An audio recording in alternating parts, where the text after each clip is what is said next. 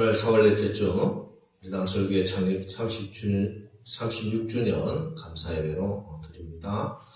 사도신경으로 우리의 신앙을 고백하도록 하겠습니다.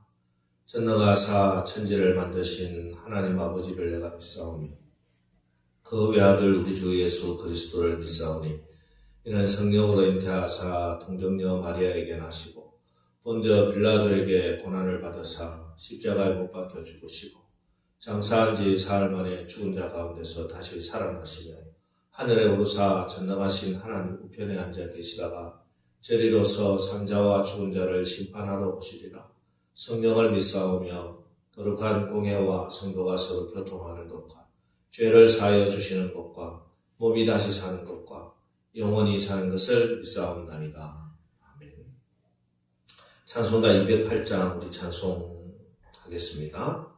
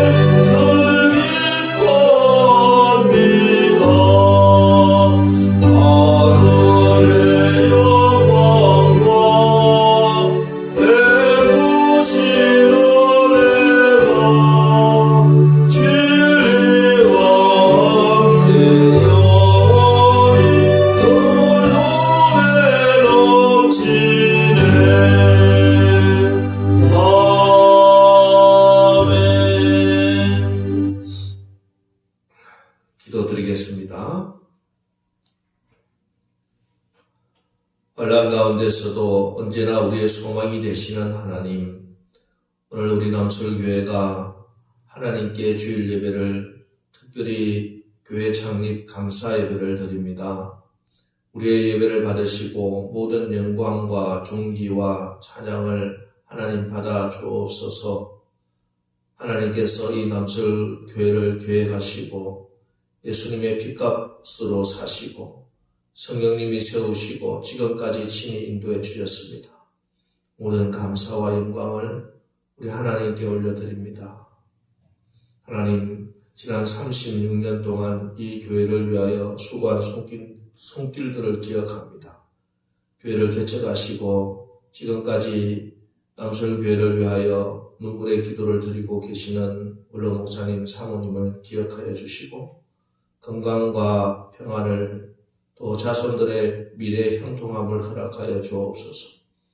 그리고 이름도 없이 빛도 없이 사랑의 수고와 헌신으로 교회를 섬긴 사랑하는 주의 종들에게 하늘의 신령한 복으로 이 땅에 기름진 것으로 축복하여 주옵소서. 지금까지 교회를 지키시고 이끌어주신 하나님, 앞으로 우리 교회가 더욱더 하나님이 기뻐하시는 교회로 굳건히 설 수 있도록 말씀과 은혜가 늘 충만하게 하시고 우리 교회로부터 흘러나간 생수가 이 지역을 살리는 역사를 보게 하옵소서. 하나님, 두 달 동안 온 나라와 우리의 삶과 교회에 덮친 바이러스로 모든 것이 너무나 많이 변해버렸습니다. 우리가 이것들을 통하여 우리가 하나님 앞에서 교회로 성전으로 거룩하지 못했고 사랑하지 못했고 감사하지 못했던 것 이 시간 진심으로 회개합니다. 주님의 보혈로 용서하여 주옵소서. 깨끗이 씻어 주옵소서. 그래서 이제는 하나님의 뜻을, 하나님의 마음을 분별하며 그것을 깨달아 알아서 그 마음에 하나님 말씀에 순종하여 변화되어야 할 것들 변화받고 열매 맺어야 할 것들 열매 맺게 하여 주옵소서. 주님, 이제 곧 일상으로 회복을 준비해야 할 시점이 왔습니다. 이제 우리의 마음이 하나님의 성전을 사랑하고 또 사모하고 성전을 세워나감으로 회복되어 그 전과 다른 변화된 하나님이 기뻐하시는 그런 성전들로 우리의 삶과 신앙이 되게 하여 주옵소서. 오늘 목사님으로부터 주시는 말씀으로 이번 한 주간도 우리 마음의 성전이 수축되고 하나님께 영광 돌리게 하여 주실 줄 믿고 감사드리며 예수님의 이름으로 기도합니다.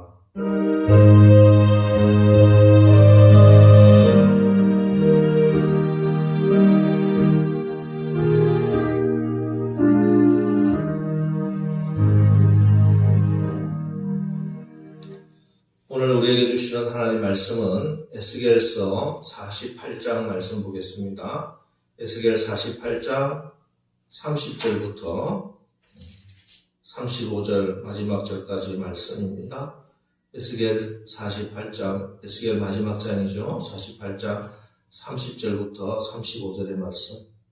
우리 한 절씩 교독합니다. 제가 먼저 읽겠습니다. 그 성읍의 출입구는 이러하니라. 북쪽의 너비가 4,500척이라. 그 성읍의 문들은 이스라엘 지파들의 이름을 따를 것인데 북쪽으로 문이 셋이라. 하나는 루벤 문이요 하나는 유다 문이요 하나는 레위 문이요. 동쪽의 너비는 4,500척이니 또한 문이 셋이라. 하나는 요셉 문이요 하나는 베냐민 문이요 하나는 단 문이며. 남쪽의 너비는 4,500척이니 또한 문이 셋이라. 하나는 시몬 문이요 하나는 이사갈 문이요 하나는 스불론 문이며.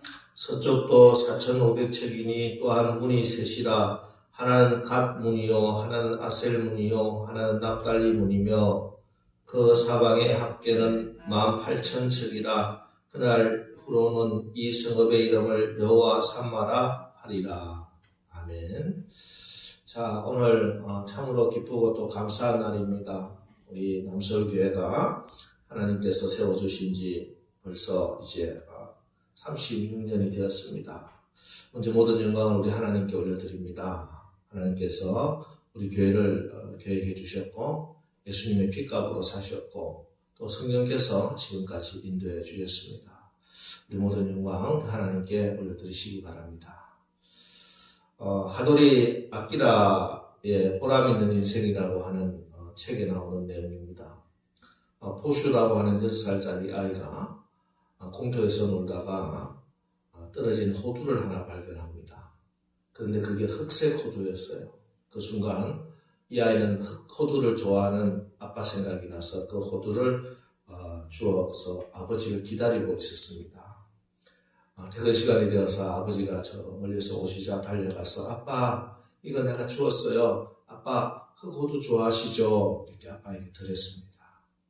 그래서 이 아빠는 이 호두를 받으면서 고맙다, 참 예쁘다 몇 번이나 말씀하셨습니다.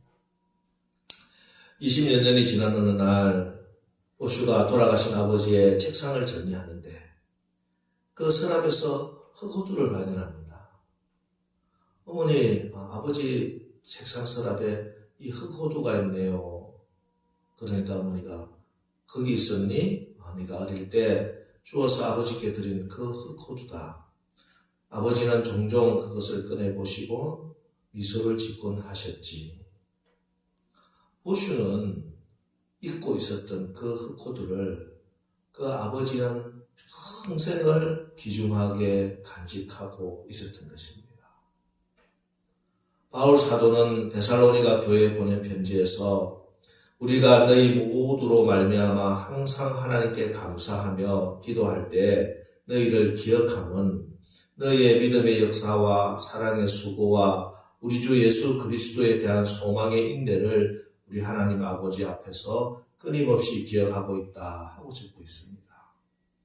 지금까지 주님의 몸된 교회를 위하여 수고한 손길들이 있습니다. 교회를 개척하시고 지금까지 남솔교회를 위해서 늘 눈물로 기도드리고 계시는 원로 목사님 또한 사모님, 그리고 사랑의 수고와 헌신으로 교회를 섬긴 여러분들이 계십니다. 그 모든 분들을 예수님의 이름으로 축복합니다. 우리 하나님께서 여러분이 주님의 몸된 교회를 위해서 쏟은 그 믿음과 사랑의 수고를 다 기억하고 계신 줄 믿습니다. 그리고 앞으로도 주님의 교회를 위하여 사랑과 헌신을 쏟을 때 그 하늘의 신령한 복과 이 땅에 기름진 것으로 축복해 주실 줄 믿습니다. 지금 새벽 기도 시간에 에스겔서 말씀을 읽고 묵상하고 있습니다. 오늘 말씀은 그 에스겔서의 마지막 장, 마지막 단락입니다. 에스겔서의 결론인 셈이죠. 제사장이었던 에스겔은 2차 포로로 바벨론에 잡혀온 사람입니다. 그때 그 나이가 25살이었어요. 그런데 에스겔이 잡혀간 지 5년이 되던 해, 25세에 잡혀왔으니까 5년이 되던 해니까 이제 30이 되던 해입니다. 그죠? 나이 30이 되던 해 하나님께서 그에게 임하십니다. 에스겔에게 이 30이라고 하는 나이는 아주 특별한 의미를 가지고 있습니다. 구약의 율법에 보면은 제사장으로서 성전에서 봉사하고 사역을 할 수 있는 나이가 30입니다. 만약에 나라가 망하지 않았고 에스겔이 포로로 끌려오지 않았다면 이 30 나이에 에스겔은 이제 예루살렘 성전에서 취임을 하고 제사장으로서의 그 사역을 감당하기 시작하는 해였겠죠. 요즘 말로 치면은 이제 목사 안수를 받을 수 있는 그런 나이가 된 것입니다. 그래서 이 30이 되던 해 에스겔의 마음은 그전과 또 다른 그런 마음들이 있었을 것입니다. 지금 내가 남유다에 그대로 남아있었더라면, 나라가 망하지 않았다면, 이제 30이 되어서 나도 제사장으로 취임도 하고, 예루살렘 성전에서 나에게 주어진 그 직분도 감당하고, 그렇게 주의 일을 하며 살 수 있었을 텐데, 지금 나라가 망하고 나는 포로로 끌려와서 이렇게 이방 땅 바벨론의 그발 강가에서 노역을 하고 있구나. 지금 나에게 무슨 희망이 있을까? 그럼 사람이 어려워도 희망이 보이고 소망이 있으면 견디고 이겨나갈 수 있습니다. 그러나 소망이 끊어지면 그 사람은 정말 그때가 참 견디기가 힘들죠. 에스겔이 그랬습니다. 이제 그에게는 어떤 희망도 보이지 않고 어떤 소망도 없었습니다. 그런데 그때 에스겔에게 모든 희망이, 소망이 다 끊어졌다고 생각하는 그때 하나님이 오셨습니다. 소망의 하나님이 그에게 말씀하시고 소망의 하나님의 영이 에스겔에게 임한 것입니다. 그리고 나서 그가 잃어버렸던 이 세상의 소망, 이 땅의 소망이 아니라 참으로 하나님이 주시는 참된 소망, 하나님이 주시는 그 소망을 붙고 그 축복을 이제 받게 되는 것입니다. 역사에 있어서 가정이라고 하는 것은 의미가 없겠지만은 만일 남유다가 망하지 않았고 에스겔이 포로로 끌려오지 않아서 에스겔이 그대로 예루살렘에 남아있었으면 어떤 일이 있었을까? 아마 모르긴 몰라도 그는 나이가 되었으니까 제사장이 되었을 것이고 예루살렘 성전에서 그의 선대 제사장들이 하는 그것을 배우며 그렇게 제사장 사역을 했을 겁니다. 그런데 문제는 그때 예루살렘 성전이라고 하는 것은 예루살렘 성전의 제사장들은 하나님 보시기에 마음에 하나도 들지 않았습니다. 악행을 행했습니다. 에스겔도 아마 그것을 관습이려니 생각하고 그도 역시 그 악행의 주인공이 되었을 것입니다. 그런데 이제 성전이 무너져 내리고 나라가 망하고 그의 시세가 포로가 되고 나니 세상의 소망이 다 끊어지고 나니 이제 제대로 된 하나님의 소망을 품고 이제 진짜 제사장으로 사역을 할 수 있게 되었다는 것입니다. 눈에 보이던 성전이 무너지고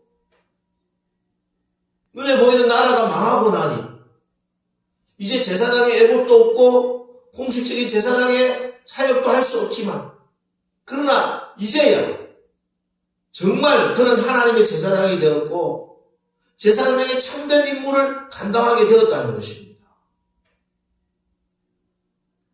이번 코로나19 사태로 한국 교회가 예배당의 문을 닫고 교회 나와서 예배를 드리고 싶어도 자기 마음대로 예배를 드리지 못하는 한 번도 아마 꿈에도 생각해보지 못한 이런 일들을 우리가 경험하고 있습니다.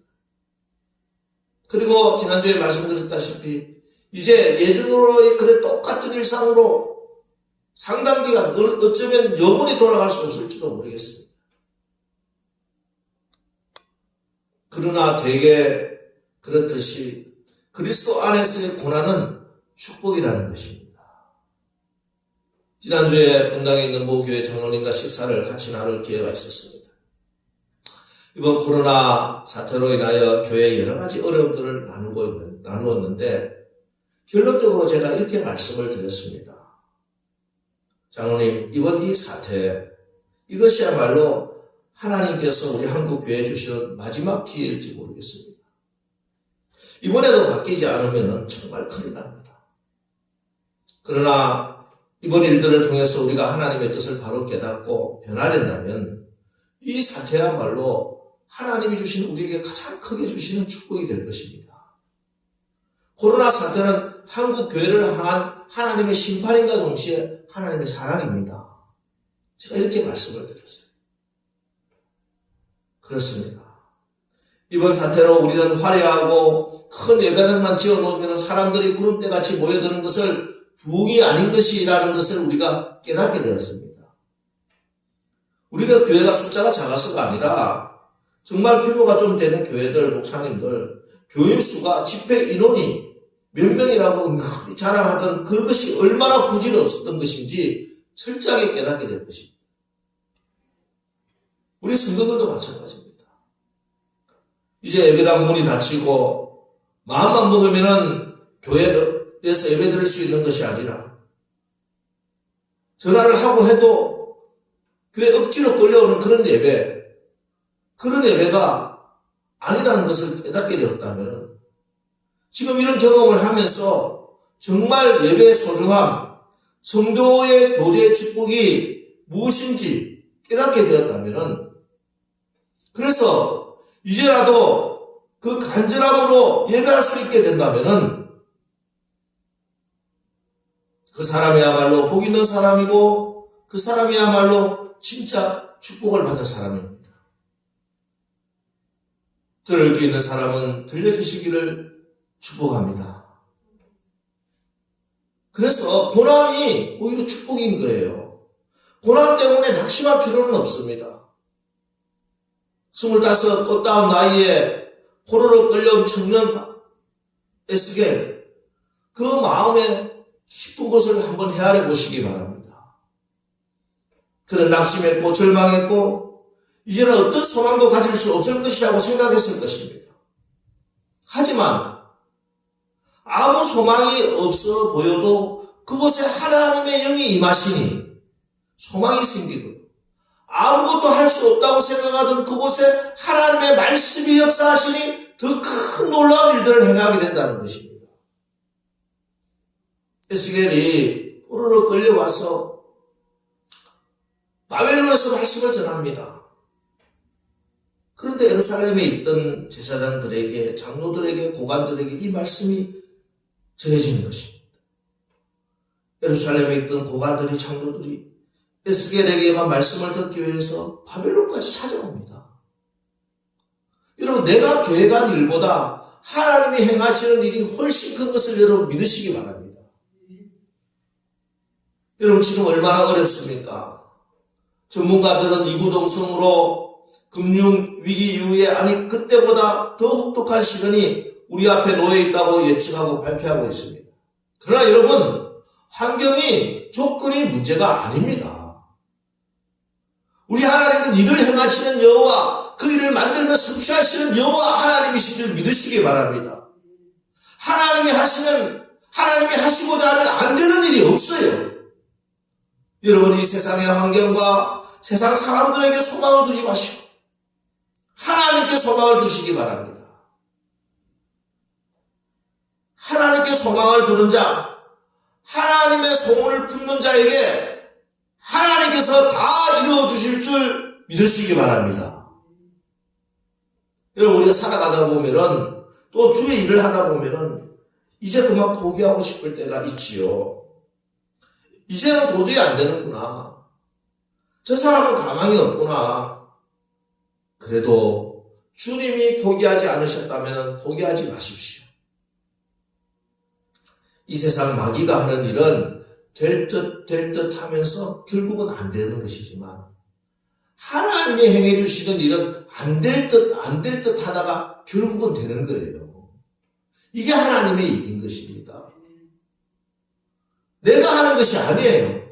하나님이 하시는 것입니다.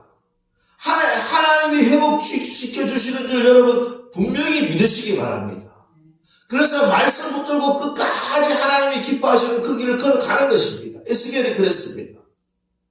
하나님을 믿고 붙들고 참고 견디고 버티고 계속 하나님의 말씀을 전해 나갔습니다. 25년 동안. 그러는 가운데 회복의 역사가 일어납니다. 회복의 말씀이 주어집니다. 마른 뼈들이 살아나서 하나님의 군대가 되는 환상도 보여주시고, 성전의 생수에서, 성전의 문지방에서 생수가 흘러나와서 죽어가던 모든 것들이 살아나는 것도 보여주시고, 그리고 마지막 결론으로 하나님이 말씀해 주시는 것이 오늘 말씀입니다. 에스겔서 40장부터 오늘 마지막 48장까지의 말씀. 우리의 온전한 회복이 무엇인가? 우리의 삶의 회복이 무엇인가? 그것은 바로 성전의 회복입니다. 그래서 에스겔 40장부터 마지막 48장 끝까지가 하나님의 성전의 회복되는 모습을 보여주고 계세요. 하나님께서 에스겔에게 새로운 성전을 눈으로 보게 하시고 귀로 듣게 하시고 청량해가면서 이것을 이스라엘 족속에게 전하라, 이렇게 말씀합니다. 무슨 말이냐? 지금 포로로 끌려와 있고 환경은 절대 절망적이지만, 그러나 어떻게 소망을 품고 희망을 품을 수 있느냐? 하나님이 주시는 메시지는 너희가 다시 성전을 꿈꾸고 성전에 대한 소원을 품으라는 말씀이었어요. 그렇습니다. 지금 우리나라가, 한국교회가 절망하고 포기하고 싶은 그 가운데서 우리의 마음에, 우리의 삶에 무엇으로 채워야 하는가? 그것은 바로 하나님의 성전이라는 것입니다. 너희 마음에서부터 성전을 세워나가는 소망을 품으라는 것이에요. 그게 우리의 모든 것이 회복되는 첫걸음이고 마지막 결론이라는 것입니다. 남설교회를 살펴보시고 무너진 곳은 다시 수축시키고 갈라진 곳은 메꾸고 떨어져 나온 곳은 다시 붙여나가는 것이에요. 그것이 하나님께서 우리를 회복시키는 그런 모습인 것입니다. 무너진 성전이 다시 세워지면은, 성전이 회복되면 무슨 일이 일어나느냐? 에스겔서 43장 4절 5절 말씀입니다.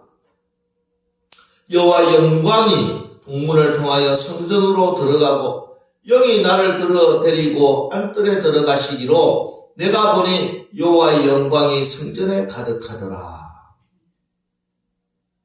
성전이 회복되면요, 성전을 떠났던 하나님의 영광이 다시 임하는 것입니다. 에스겔 10장에 보면 하나님의 영광이 떠나는 모습이 나와요. 이 하나님의 영광이 떠난 성전이 무슨 성전이냐? 솔로몬의 성전입니다. 그 외형이나 규모로 따진다면 지금 에스겔에게 보여주는 성전과 비교할 수 없이 대단한 성전이었어요. 그런데 그 솔로몬의 성전에서 하나님의 영광이 떠나버렸어요. 그리고 결국 그 성전은 망해버립니다. 불타버려요. 이방인들의 구란발에 짓밟히고 말았습니다. 그렇습니다. 규모가 뭐가 중요합니까? 솔로몬 성전보다 훨씬 더 규모가 작아도 보잘것없어도 그 성전에 하나님의 영광이 임했다는 것입니다. 하나님의 영광이 있는 그곳이 진짜 성전이지 않겠습니까? 우리도 마찬가지입니다. 오늘도 마찬가지입니다. 규모를 자랑할 것이 아니에요. 사람 머릿수 자랑할 거 아닙니다. 그게 중요한 게 아니에요. 이 교회에 하나님의 영광이 있느냐, 하나님의 영광이 임재했느냐 하는 그 문제라는 것입니다.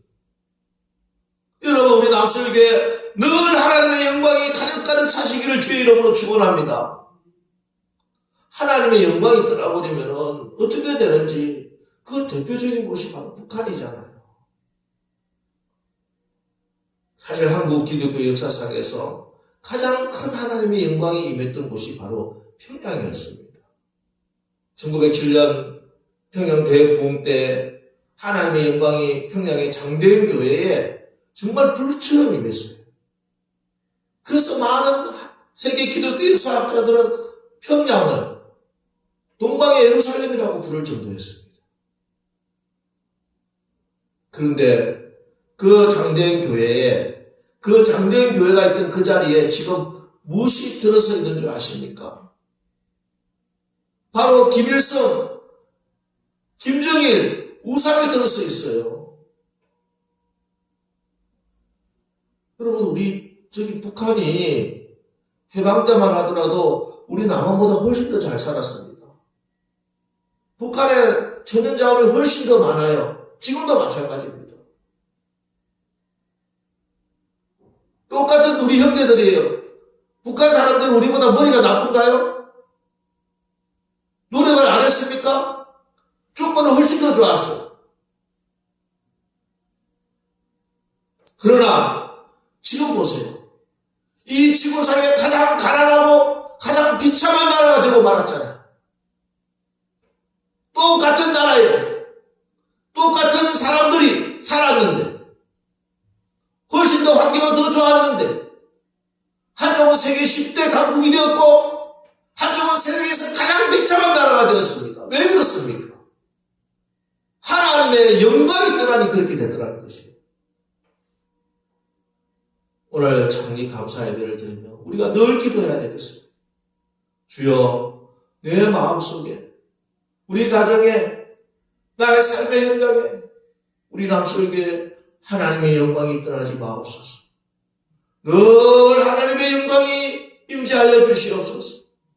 이 나라 나의 조국 대한민국에 하나님의 영광을 계속해서 부어 주옵소서. 여러분의 삶에 우리 교회, 우리나라에 하나님의 영광이 늘 충만하시기를 주님의 이름으로 축원합니다. 그 하나님의 영광이 임재해 있는 교회의 모습을, 성전의 모습을 오늘 결론적으로 말씀해 주는 말씀이 오늘 본문의 말씀입니다. 하나님의 영광이 있는, 하나님의 영광이 늘 임재하고 있는 그 성전이라고 하는 것이 어떤 성전인가? 오늘 본문 말씀 우리가 읽었던 30절에서 34절까지 보면은 동서남북의 성문들이 나옵니다. 북쪽에 문이 3개고 남쪽에도 3개, 동서에 각각 문이 3개씩 그 문을 열어두었습니다. 그리고 그 문에 모든 지파가 다 출입하라고 말씀. 즉 하나님의 영광이 임재해 있는 그 성전은 어떤 지파든지 누구든지 다 출입할 수 있어야 된다는 것이에요. 12지파, 어떤 지파는 야곱이 사랑했던 라헬의 자녀고, 어떤 지파는 첫 부인의 자녀고, 어떤 지파는 종들의 자녀였지만, 그러나 하나님의 영광이 임하는 그 성전은 누구도 차별 없이 다 모여서 하나님께 기도하고 예배하는 곳이라는 것입니다. 우리 남수교회에 오지 못할 사람, 와서는 안 될 사람은 아무도 없습니다. 누구든지 하나님의 성전에 와서 예배드리고 기도하고 기뻐하고 함께 즐거운 교제를 나누어야 합니다. 이 성전의 이름을 하나님께서는 여호와 삼마라고 부르시는 것입니다. 35절 말씀 보겠습니다. 그 사방의 합계는 18,000척이라. 그날 후로는 그 성읍의 이름을 여호와 삼마라 하리라. 여호와 삼마는 여호와께서 거기에 계시다 하는 그런 뜻입니다. 여러분, 분리되고 나누어지는 곳에는 하나님의 영광이 떠납니다. 하나님이 계시지 않아요. 누구든지 차별 없이 막힌 담을 흘고 성령의 하나 되게 하심을 힘써 지키는 그곳이 여호와 삼마, 여호와께서 거기에 계십니다. 여러분, 우리 남서교회가 하나님의 영광이 늘 임재해 있는 여호와 삼마가 되시기를 주의 이름으로 축원합니다. 구호나 표가 아니라 진짜 예수님을 담고 있어야 된다는 것이에요. 여호와가 거기에 계신다. 이제 너희가 세워나가야 할 그 성전에는 내가 여호와가 늘 거기에 함께 있겠다. 이 말씀을 들었던 포로로 있던 유다 백성들, 그 마음이 뛰고 설렜을 겁니다. 그리고 하나님이 계신다고 하는 그 새로운 성전에 얼른 가서 예배드리고 싶고 빨리 그 성전을 다시 건축하고 싶었을 것입니다. 하나님이 계신 그곳이 바로 하나님의 백성이 있어야 할 곳이기 때문에 그렇습니다. 여러분, 하나님은 건물로서 화려한 곳에 계신 것이 아닙니다. 솔로몬의 성전, 하나님의 성전 영광이 떠났을 때 하나님은 그 성전을 회파해버렸어요. 그러나 에스겔의 성전 규모는 비록 작고 보잘것없지만, 그러나 12지파 누구든지 와서 어떤 차별이나 분리가 없이 하나님은 그 성전에 여호와 삼마, 여호와께서 계신다 하는 것입니다. 여러분, 성령의 하나 되게 하심을 힘써 지키라고 말씀하신 것은 우리가 내 감정대로, 내 기분대로 그대로 말하고 그대로 내가 행동하면은 성령의 하나 되게 하심이 지켜지지 않는다는 말씀이에요. 힘써 지키라고 하는 것은 나의 마음의 생각이 드는 것, 내 눈에 보이는 육신적인 판단을 하나님의 성령께 굴복시키라는 말씀이에요. 하나님 말씀 앞에 내가 순종해야 된다는 것입니다. 육체의 본성을 쳐서 하나님 말씀 앞에 순종해야 됩니다. 그래야 하나님의 성령의 하나 되게 하심을 지켜나갈 수가 있다는 말씀이에요. 여러분, 이 땅에는 완전한 사람도 없고 완전한 가정도 없고 완전한 교회도 없습니다. 다 아픈 사람들이 모여들어요. 교회는 특히 그렇잖아요. 주님께서 말씀하셨잖아요. 성한 사람에게는 오온이 필요 없다고. 주님이 오신 것은 아픈 사람 때문에 오신 거예요. 병자를 고치기 위해서 오신 거예요.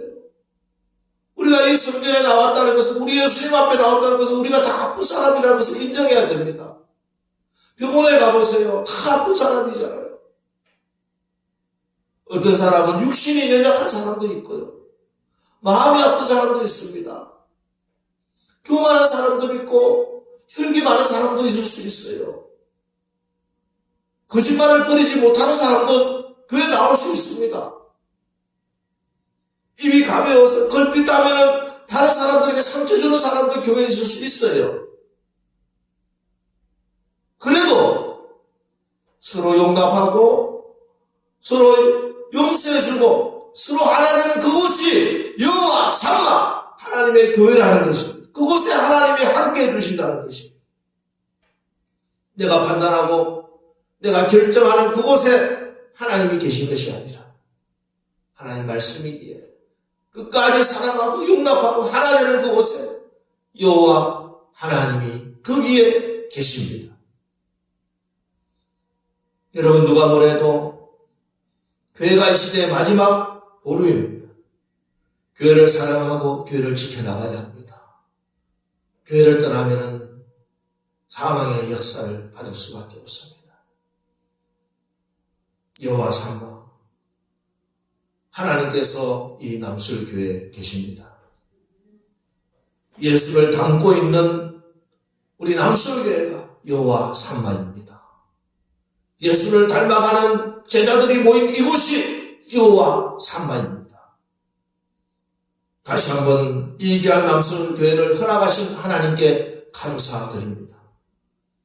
이제 이 시대와 이 땅을 향한 하나님의 부흥의 역사가 우리 교회를 통해서 저와 여러분들을 통해서 이루어지고 하나님의 기쁨이 되는 그런 우리 교회가 되시기를 주님의 이름으로 축원합니다.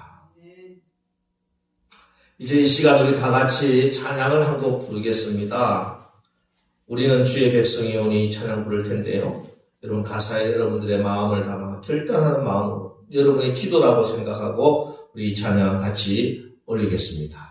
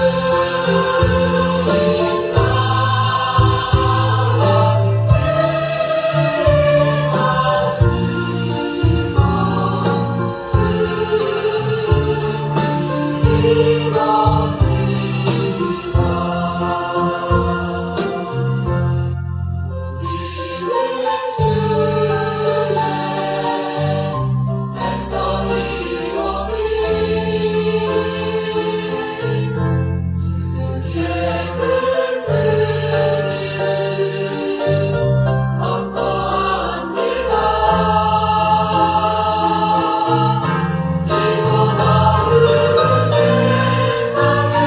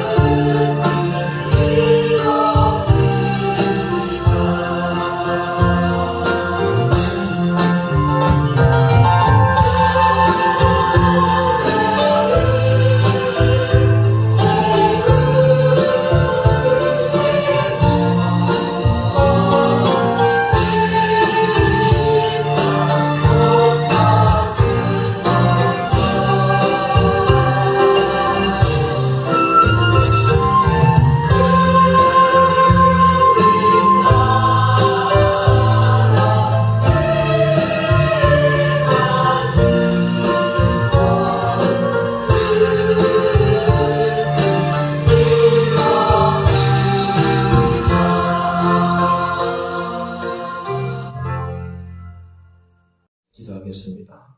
하나님, 예수 그리스도의 핏값으로 성령님의 역사하심으로 주님의 몸된 우리 남술교회를 허락하시니 감사합니다. 우리 교회가 여호와 삼마 항상 하나님이 계시고 예수님을 닮아가는 그런 교회가 되게 인도하여 주옵소서. 주님, 우리가 예수 그리스도의 피로 한 아버지 모시는 자녀, 하나님의 귀한 자녀가 되었음을 믿습니다. 우리가 서로 형제 자매가 되었음을 믿습니다. 우리 서로 너의 아픔이 나의 아픔으로 다가오고 나의 문제가 너의 문제로 함께 나누어지는 그런 가족 공동체로 세워지게 하여 주옵소서. 그래서 여호와 삼마 하나님의 영광이 가득 차고 하나님이 거기에 계시는 그런 교회 날마다 경험하게 하옵소서. 예수님의 이름으로 축복하며 기도합니다. 아멘. 이 시간 우리 헌금 시간입니다. 이 시간 다 같이 하나님께 헌금을 올리도록 하겠습니다. 여러분 정성을 다해서 가정에서 예배 드리시는 분들도 여러분들 헌금을 하나님께 드리는 시간을 갖습니다. 자, 헌금하시고 제가 헌금 기도를 올려드리겠습니다. 봉헌 기도 드립니다. 하나님, 오늘 주일 교회 창립 감사 예배를 드리며 우리 하나님께 예물을 드립니다. 우리 성도들 하나님께서 드리는 이 예물 정말 귀한 것입니다. 정말 이 예물을 하나님께 드리는 우리 사랑하는 성도들에게 하나님이 복에 복을 더하여 주옵소서. 늘 하나님의 보호하심 가운데 임하게 하여 주시고 병들지 않도록 하여 주시고 사고당하지 않도록 하여 주시고 악한 사람들 만나지 않도록 늘 만남의 축복을 더하여 주옵소서. 간사한 유혹이 우리를 깨려고 많이 횡행할 것입니다. 하나님께서 우리의 마음과 생각을 지켜주셔서 늘 바른 생각, 바른 길 걸어가는 우리들 되게 하여 주옵소서. 주님의 교회와 하나님 나라를 위하여 성도들이 헌신한 모든 헌신과 수고와 땀 하나님께서 축복하여 주시옵소서. 이 모든 것이 자손만대 하나님의 은혜와 능력을 드러내는 은혜의 기념비, 영적 기념비로 세워지게 하여 주옵소서. 사랑하는 성도의 사업장에 복의 복을 다하여 주시고 교회 사역에 지경을 넓혀주시고 항상 주님의 도우심의 손길이 임하여 환난을 벗어나 근심이 없게 하옵소서. 우리 영혼이 잘된 같이 범사가 잘되고 강건하게 하여 주옵소서. 예수님의 이름으로 축복하며 기도합니다. 아멘. 이 시간 교회 소식을 알려드리겠습니다. 오늘 교회 창립 36주년 감사예배로 드립니다. 학교가 정상 개학이 이제 곧 올 것 같습니다. 5월 되면은 학교가 개학이 될 건데 그때까지 영상 예배는 같이 드리지만 이제는 교회 나와서 마스크를 쓰고 예방 수칙을 지키면서 할 수만 있으면은 교회 나와서 예배 드리는 것을 여러분 해주시기를 바랍니다. 대표기도와 다른 것은 하지만 찬양 대 찬양은 잠시 보류합니다. 예찬과 오후 예배도 보류하겠습니다. 여러분 이제는 방역수칙 잘 지키면서 그전과 다르게 예배를 드린다 하는 것을 다르게 생각하지 마. 이제는 이것이 변화된 일상입니다. 예배를 드리면서 주님의 전에 나와서 간절한 마음으로 예배를 드리시기 바랍니다. 그럴 때 하나님께서 또 다른 은혜와 더 크신 축복을 주실 줄 믿습니다. 이번 한 주간도 여러분들 하나님이 여러분과 함께 하시기를 축복합니다. 여호와 삼마, 여호와께서 거기에 계신다. 우리 모두가 성전입니다. 우리의 마음, 여러분의 가정이 성전이 되실 때 그 성전이 여호와 삼마의 성전이 되기를 바랍니다. 이번 한 주간도 하나님과 함께 예수님을 담아서 예수님 닮아가며 승리하시기를 주의 이름으로 축원합니다. 이제 축도함으로 오늘 주일 교회 창립 36주년 감사예배를 마치겠습니다. 이제는 우리 주 예수 그리스도의 은혜와 하나님 아버지의 극진하신 사랑하심과 성령의 교통 역사 인도하심이 오늘도 예배를 사모하며 간절한 마음으로 주님 앞에 예배드리는 주님의 사랑하는 귀한 자녀들, 머리 또 우리의 모든 성도님들의 가정과 자녀들 위해, 직장과 사업장을 위해, 우리 교회와 우리나라를 위해, 이제 교회가 여호와 삼마 항상 하나님이 계시고 예수님이 우리의 주인이심을 증거하는 그런 교회로 살아가기로 결단하는 우리 모두에게 이제로부터 영원까지 함께 하옵시기를 간절히 축원하옵나이다. 아멘.